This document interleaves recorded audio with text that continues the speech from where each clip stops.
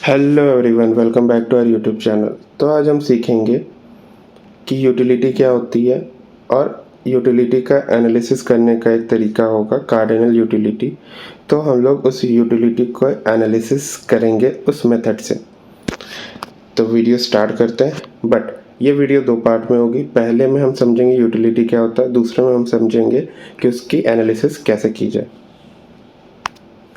तो यूटिलिटी क्या चीज़ है? यूटिलिटी एक टर्म है जिसमें हम कहते हैं कि एक प्रोडक्ट के कंजम्पशन से कितना सेटिस्फैक्शन अपने को रिसीव हुआ, तो इसको हम लोग यूटिलिटी कहते हैं। बहुत लोग यूटिलिटी को यूज़फुलनेस से में भी आप कह सकते हो कंफ्यूज हो जाते हैं, बट यूज़फुलनेस और यूटिलिटी का उतना ज़्यादा कुछ लेना देना नहीं है। कोई प्रोडक्ट ऐसा हो सकता है जिसका कोई यूज़फुलनेस नहीं है, बट वो किसी और के लिए यूटिलिटी क्रिएट कर सकता है, और दूसरे के लिए यूटिलिटी वो सेम प्रोडक्ट क्रिएट नहीं कर सकता। उसका एक एग्जांपल अगर समझें, जैसे मजनू भाई की एक पेंटिंग है जिसमें गधा घोड़े पे बैठ के घास खा रहे हैं दोनों लोग। तो ये पेंटिंग ईशा के लिए जो है यूटिलिटी क्रिएट करती है, क्योंकि उसको ये पेंटिंग खरीदनी है, पर बाकियों के लिए ये पैसा बर्बाद है। तो इससे हमें ये समझ में आता है कि अगर कोई चीज़ एक पर्सन के लिए यूटिलिटी क्रिएट करती है तो वो दूसरे के लिए में भी नहीं कर सकती है, और अगर यूज़फुलनेस है तो दूसरे के लिए नहीं हो सकता। तो अगर हम यूज़फुलनेस का अप्रोच अपनाएं तो हो सकता है हम यूटिलिटी ना पढ़ पाए, बट अगर हम लोग यूज़फुलनेस का चीज़ अलग करके यूटिलिटी को सोचें तो सेटिस्फैक्शन के पॉइंट ऑफ व्यू से देखें तो किसी को एक चीज़ से सेटिस्फैक्शन मिल सकती है, एक चीज़ से सेटिस्फैक्शन नहीं मिल सकती है। सिमिलरली अगर आपके लिए ब्लू लेस का चिप्स जो है वो ज़्यादा यूटिलिटी देता है, तो हो सकता है किसी और के लिए वो चीज़ कम यूटिलिटी दे। तो ये दोनों चीज़ यूज़फुलनेस से हम लोग डिराइव कर सकते हैं, ठीक है।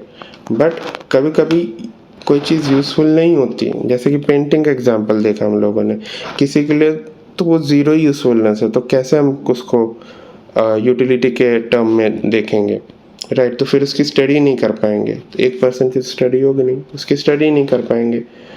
तो इसीलिए यूज़फुलनेस को हम लोग इसमें लाते ही नहीं है। यूज़फुलनेस अलग चीज़, यूटिलिटी अलग चीज़। जिसको जिस चीज़ से सेटिस्फैक्शन मिल रही है उस पर्टिकुलर चीज़ का जो भी टोटल लेवल ऑफ सेटिस्फैक्शन है उसको यूटिलिटी बोलेंगे।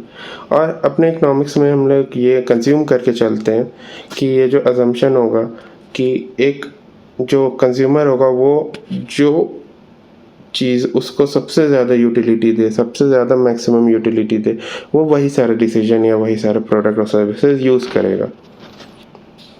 बट आपको पता है आदमी है कुछ भी चाहता है, बट ठीक है, पढ़ने के लिए तो अजम्पशन करना ही पड़ेगा। फिर यूटिलिटी की इम्पोर्टेंस क्यों आती है? यूटिलिटी की इम्पोर्टेंस आती है कि कोई भी गुड्स एंड सर्विसेज कितना यूज़फुलनेस है उसका अगर हमें पता चल जाए तो हम लोग ये पता कर सकते हैं वो इसका जो प्राइस है वो सही है या नहीं है। हो सकता है कि उसका प्राइस जस्टिफिकेबल ना हो, ज़्यादा प्राइस हो सकता है उसका प्राइस कम हो, तो उससे आपको डिमांड की भी पता चलेगी। प्राइस कम होगा तो ज़्यादा लोग खरीदेंगे, प्राइस ज़्यादा रखोगे कम लोग खरीदेंगे। तो उस चीज़ का यूटिलिटी होना चाहिए। अगर दो तरह की दवा है, आप बोल नहीं सकते कि दवा जो ए है उसकी यूटिलिटी और दवा बी की जो यूटिलिटी, वो दोनों की यूटिलिटी आप एक अज्यूम करो, नहीं। हो सकता है जो दवा ए है वो बहुत ज़्यादा बड़े बीमारी का इलाज के लिए यूज़ हो, और जो दवा बी है वो नॉर्मल बीमारी जो इतनी ज़्यादा हार्मफुल नहीं है जिससे इंसान खुद ठीक हो सकता है, मे बी उसके लिए यूज़ आती हो। तो यहाँ पे अपन सीख लिए ना कि जो यूज़फुलनेस है वो अपन को पता चलनी चाहिए। तो क्योंकि ये बहुत बड़े बीमारी को मे बी केटर कर रहा है, उसको लड़ने में मदद कर रहा है, तो हो सकता है इस दवा की प्राइस ज़्यादा हो, और ये दवा हो सकता है बहुत लोग इग्नोर कर दे क्योंकि खुद से सही हो जाए, जिस दवा की प्राइस कम हो। तो ये भी एक आप कह सकते हो ऑब्जेक्टिव होता है, इम्पोर्टेंस होता है यूटिलिटी पढ़ने का। फिर उसके बाद बहुत जो वो होते हैं इकोनॉमिस्ट, उनका कहना है कि यार यूटिलिटी को ना हम लोग नंबर के टर्म्स में डिनोट नहीं कर सकते। ट्रू, एकदम ट्रू यार। कैसे पता चलेगा कि इस दवा का कितना यूज़फुलनेस है, इस दवा का कितना यूज़फुल है? नंबर में तो आप लिख नहीं सकते ना। तो उस चीज़ को पढ़ेंगे कैसे? बहुत लोग कहते हैं उसको कैसे डिराइव करेंगे यूटिलिटी, उसके लिए हम लोग अलग अलग मेथड यूज़ करते हैं। तो अभी तक के वीडियो में इतना ही है, फिर जो नेक्स्ट पार्ट आएगी उसमें हम लोग उस मेथड को भी पढ़ेंगे। तो मिलते हैं आपसे अगली वीडियो में।